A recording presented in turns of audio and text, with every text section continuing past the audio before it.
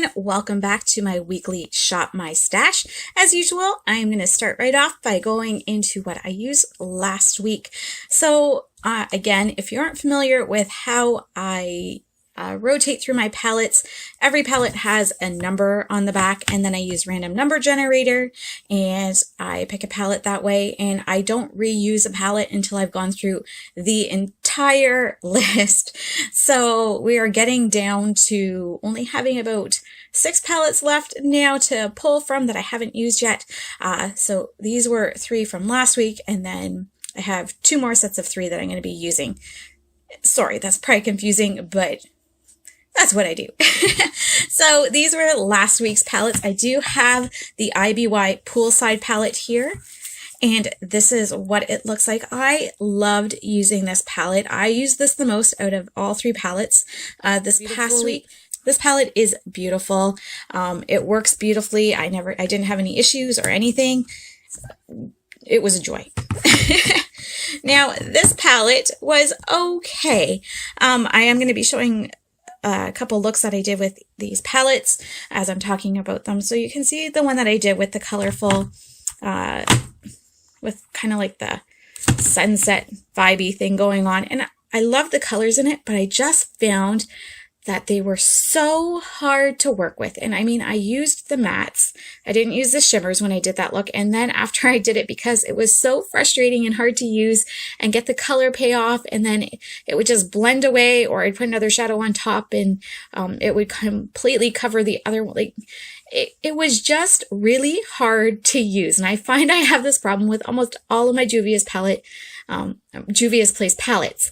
And I'm not sure if I should maybe be using a glitter glue with it, but I have a hard time when I have to use a glitter glue with mattes because I find they're harder to blend. They get patchy, but I haven't done that with these palettes yet, so maybe that won't be the case. But if you have any suggestions on what to do specifically with the mattes, the shimmers I don't have a problem with, but Juvia's Place mattes especially, I do have a hard time with getting the colors to stay. Like, I can get them on my lid, but if I'm blending or placing another color near it, they just kind of go away to nothing. It's not even like they get muddy, they just disappear. So if you have any suggestions, that would be great. I mean, I love this palette. It's beautiful. It's colorful. The shimmers are nice. Again, the mattes, they drove me nuts. But I will definitely be using it again and looking forward to it. This last palette is a Kat Von D Saint Sinner palette. In case you're not familiar with it, it has this really beautiful but awkward packaging. Let's open it. There we go. So this is what it looks like. And it's beautiful. And I got some beautiful looks, but oh my gosh, if this wasn't so expensive to have bought, I would probably declutter this. I got looks that looked really pretty and it worked well, but these shadows do not wear well at all. And I don't know if maybe it was just the eye primer I was using. I probably should have switched it up a bit to test, but the eye primer I was using was the Makeup Revolution one, and I never have a problem with shadows holding on with that one. I find it's really good. It's one of my favorites. But this one, the shadows applied beautifully, but I had, by 4 or 5 hours in, they were faded and they were starting to crease, and I never have that problem with shadows when I use that particular eyeshadow primer. And so maybe I should have switched it up. I don't know. So for that reason, and the reason that it was an expensive palette, I think it was close to $80 here in Canada when I did pick it up. I'm going to hold on to it still because I can't give it away. I'm going to try and figure out how to make it work. Again, the looks that I initially had were beautiful. I just feel like it didn't have the quality that I would expect for a higher end palette, mainly to give me the longevity of the shadows and to keep it looking just as nice as when I first put it on. I mean, I can use a ColourPop palette, or I can use this IBY palette, or I can use one of my Beauty Creations palettes, which are like 10 times less expensive and they work better. They perform better. So I'm going to keep it, but those are kind of my thoughts on those 3 palettes. Next up, I have this blush palette. I've used this many times. I liked it, as do I like these blushes that I have here that I used. Used them all. These highlighters, again, all beautiful. Love them. Butter bronzer. It looks nice. I'm kind of picky when it comes to bronzers, and this is a good shade for me and everything. I really don't like the scent of it, but I will use it up and then never purchase it again. So that is where we are at with last week's products, and we will come right back and we will pick out this week's palette. Okay, so these are the palettes that I picked up for this week from Random Number Generator. I actually just had the last few remaining palettes left out. I had 6 left out that I haven't used yet, and I just did Random Number Generator with the 6 of them, and these were the 3 that came up. So next week it will be the final 3, and then I will start all over again fresh with my list. And these are the palettes that I have this week. I have the Norvina palette by Anastasia Beverly Hills, which I love this palette. It is super dirty, and it's not because it's been used that much. It's just, it was in the wrong place at the wrong time, and a little bit of an accident with another eyeshadow palette. So that's the way it is. Now, next we have the Focallure Sweet As Honey eyeshadow palette. Focallure is not one of my favorite brands right now when it comes to a company as far as their website goes.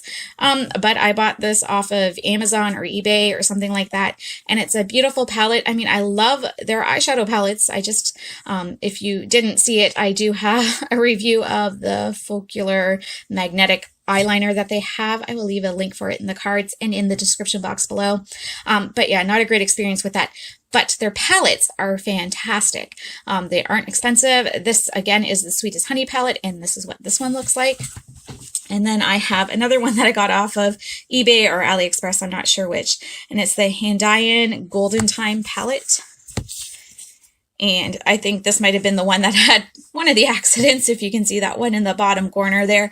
It's just like a shiny white color. And to be honest, that one was never that great consistency anyway, but the rest of the shadows in this palette are pretty nice. So I'm looking forward to using this one as well. I think I have a wide variety of colors. You know, I have more of the jewel tones, the sapphire and the emerald colors there. And then here I have more of like the brighter blue and the pink and purple there.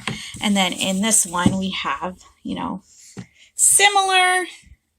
They probably work well together, but enough of a difference that they're not going to be overlapping each other. So now we need to pick, what are we at? Blush.